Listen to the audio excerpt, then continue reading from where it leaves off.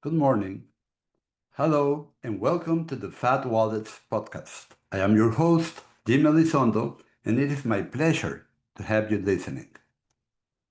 I hope that today you're having a good day, and I will do my best so that you gain the most from this podcast. Maybe you have heard this: work harder. No, do not work harder. Work smarter, not harder. And this sounds like common sense.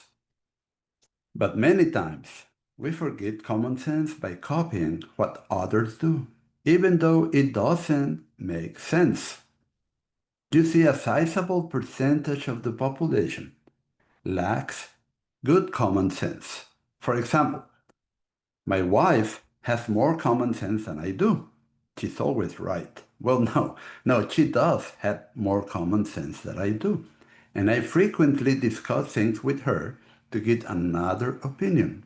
Hey, two heads think better than one. That's true. Today, I will discuss the impact of our creativity and planning on our quest to work smarter, not harder, as it relates to a grazing business. First, we need to look at our minimal and flexible fencing infrastructure. Why?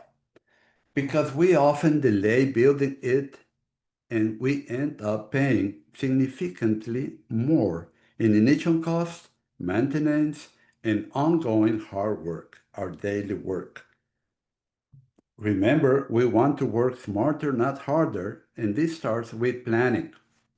So the first time I ran a single wire and a few step-in posts, it changed how I thought about cost. And I knew that I didn't have to spend big money to make big shifts on my family's farm. You see, the first time I used electric fencing to control cattle, it was back in 1980 at my family's ranch in Mexico in the wet tropics. It was a large ranch, and I wanted to divide a 250-acre pasture into 4 quarters. So it was easy. The cattle were trained in 2 days, and I was excited about the possibilities I now had to manage cattle. Now I could start giving our grass the right recovery periods and greatly increase its productivity. It's really amazing how with a single strand of temporary fencing we can control a large herd of cattle, and how controlling our herd allow recovery periods for our grass. What I did not know back then was that there had to be a design to keep labor costs low, to minimize costs, and to create flexibility to manage the grass growth as it changes throughout the year, thereby better managing our pastures.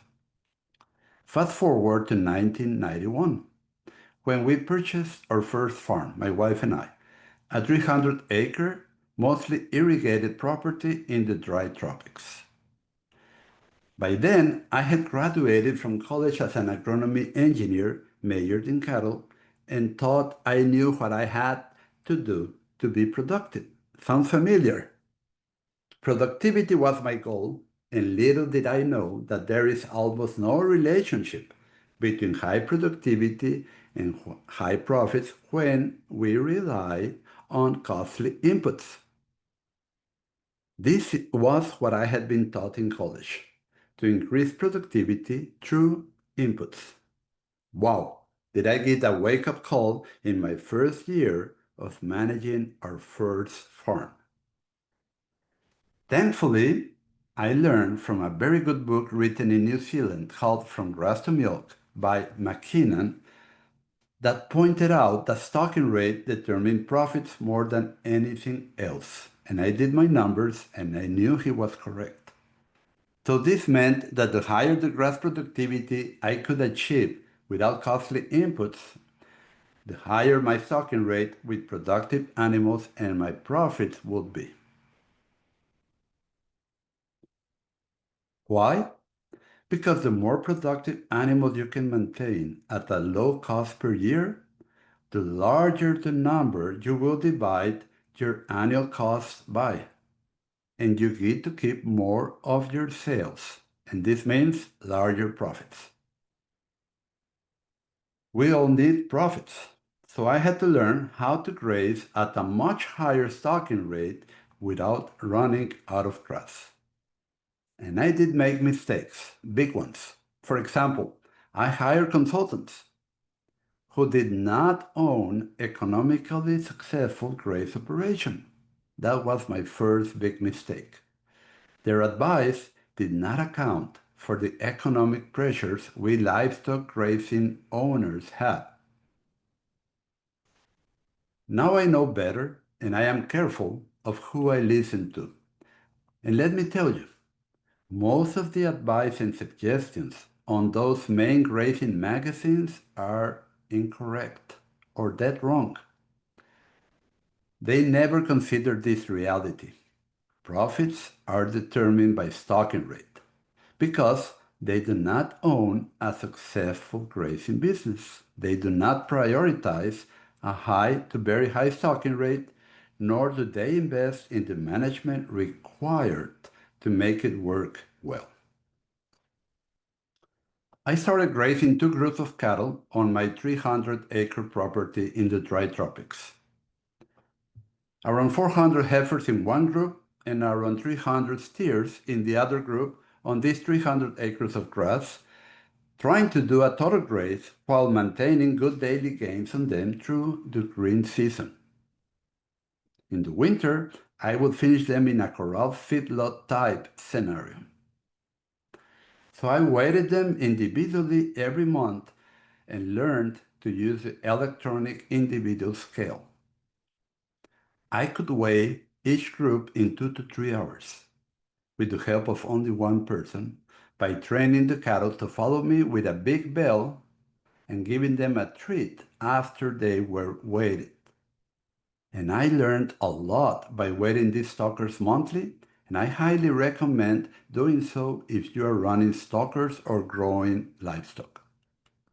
By the way, I invite you to my on-site course in Alton, Missouri at Tick Creek Ranch with Wes White on September the 5th and the 6th. Profitable grazing to improve your land taught in person by me, Jim Elizondo. The link to enroll is rwranching.com/Alton2025 in one word. Alton with lowercase. This is your opportunity to see the Total Grazing Academy results on the land. Wes has been very fast to understand and adopt this way of managing and is no longer feeding any hay thanks to his rapid increase in grass productivity under the Total Grazing program. So come and see this for yourself. Take the course and have a good time with us. How did I achieve such a high stocking rate of grazing without running out of grass back in 1993, which is around 32 years ago? Well, by using electric fencing, by planning correctly, and by building my flexible permanent electric fence frame correctly. You see, electric fencing is the hardware, but you still need the software to run your grazing business. And there are many other factors to consider in this quest to maximize your profits while improving your land by following nature's lead. Using a single wire high tensile electric fencing, you can effectively contain and manage a 1,000 cow herd. Why? Because electric fencing provides a physiological means of controlling cattle as opposed to a barbed wire fence, which is more of a physical barrier. But it costs around 13 times more per mile to barbed wire and creates problems such as rigidity in the system if used for interior fencing. Always design with 3 or more uses in mind for anything you plan to build, and prioritize the lowest maintenance, durability, and useful life of whatever you will build.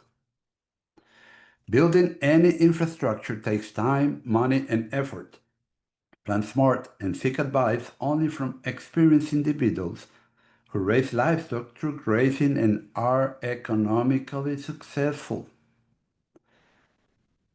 What do I mean by this? I mean that their main income comes from the ranch or farm and is not subsidized by other income sources. Then their advice will be more valuable than if it comes from a professor or researcher not bound by the same economic pressures or demands as we are. This means that anything you build should have the lowest initial cost, the lowest maintenance cost, be reliable, have a long useful life, and easy to maintain. I think we can all agree on this. Now that we know what we want, we can proceed. So how do we plan? How do we build? How will we maintain it? How many benefits will I derive from this effort and investment? How long will it take to pay for my investment? Are there cheaper or more effective ways to build it, taking into account all of these factors? Many times I have seen paddock and water lanes designs that are way too expensive. Either they build too many permanent paddocks, which are expensive and create inflexibility in the system, or they build everything, including the central livestock corridors, with temporary fencing. I have been on farms where they continue to use temporary fencing for the central livestock corridor for 10 years after implementing this. Not, not good. We need to remember another fact or truth. The shortest distance between 2 points is always a straight line. Why do I say this? Because many designs put out by grazing gurus are simply incorrect, causing the project to be expensive in its initial cost and to incur ongoing expenses and maintenance costs. I will explain why many permanent paddocks are a problem. Besides the high cost and labor to build it and maintain it, they create inflexibility in your grazing system. Yes, you will not be able to adjust to varying grass growth conditions and to varying herd size.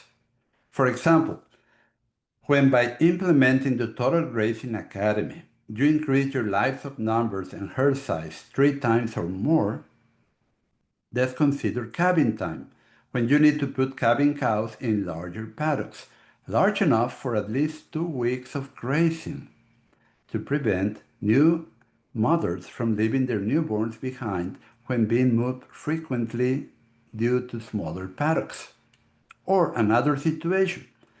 You have so many small permanent paddocks that when you need to mow or make hay, they are too small and make it harder for you to maneuver the tractor with the implement. Under the proper design, when we start by planning the route of the permanent one-wire high-tensile central livestock corridor, we only electrify that corridor. This helps in maintaining a high choke power in all your electric fences. Additionally, the perimeter fencing should be well built, permanent, and feature 5 strands of barbed wire, especially if you are near a major highway. Remember that I will be teaching an on-site course in Alton, Missouri at Tick Creek Ranch on September 5 and 6. Profitable Grazing to Improve Your Land, taught in person by me, Jim Elizondo, and the link to enroll is rwranching.com/Alton2025. Conclusion and recap. To work smarter and not harder, we need to plan and use our creativity. Common sense has been left behind. If you don't have enough common sense, discuss it with your spouse or partner when planning. We need minimal and flexible electric fencing infrastructure to better manage our grass, our livestock, and its soil symbiosis. Listen again to my own story and see if it resonates with your own. Stocking rate, the number of productive animals you can maintain at a low cost, determines profits more than any other factor. You need to learn how to produce more grass through your management, not by high-cost inputs. To increase your stocking rate without running out of grass, you need to follow nature. So we start by considering plant physiology. And you can read my paper on that on my webpage, rwranching.com. It's free. Be careful who you listen to. Most researchers and professors are not under the economic pressures we ranchers are. Hence, their advice may not be the best for your economic success, especially on stocking rates. Most of the grazing advice in magazines is incorrect and will create overgrazing at the high to very high stocking rates needed for maximum profits and to improve your land. A well-designed electric fencing grid is the hardware, but you still need the software to run your grazing business successfully. So come to the on-site course in Alton, Missouri. Barbed wire should only be used on the perimeter fencing. Barbed wire fences cost around 13 times more than single-strand permanent high-tensile wire electric fences. Anything you build should have the lowest initial cost, the lowest maintenance cost, be reliable, have a long useful life, and be easy to maintain. There is no substitute for good planning. Remember this: those who fail to plan, plan to fail. Do not build many permanent paddocks. Keep it simple and flexible and cheaper. Start by building your one-wire permanent electric fence central livestock corridor. The rest of your interior fencing should be temporary with poly braid and step-in plastic posts. Keep it simple, keep it easy. Learn to work smart and not harder. Well, thank you very much for listening. There's a lot of misinformation out there, and we need to discern in who we listen to. I suggest taking advice only from real ranchers or farmers who have achieved economic success by grazing their land at very high stocking rates and have improved their land without costly inputs. People who pay for their own mistakes have the same economic pressures that you have when they make their decisions. Subscribe to my weekly blogs and get our freebies by visiting rwranching.com. I hope to see you in Alton, Missouri on September 5th. We start at 9 a.m. with classroom sessions, followed by lunch with questions all the time, and then we head to the field to finish the day around 4 to 5 p.m. On the first day, we will focus on grazing and nutrition when grazing. The second day, we will cover optimal calving season and adapted genetics and selection guidelines, including classroom sessions and live animal demonstrations. Have a good rest of the week, and may God bless you, your family, your land, and your livestock. See you in Alton.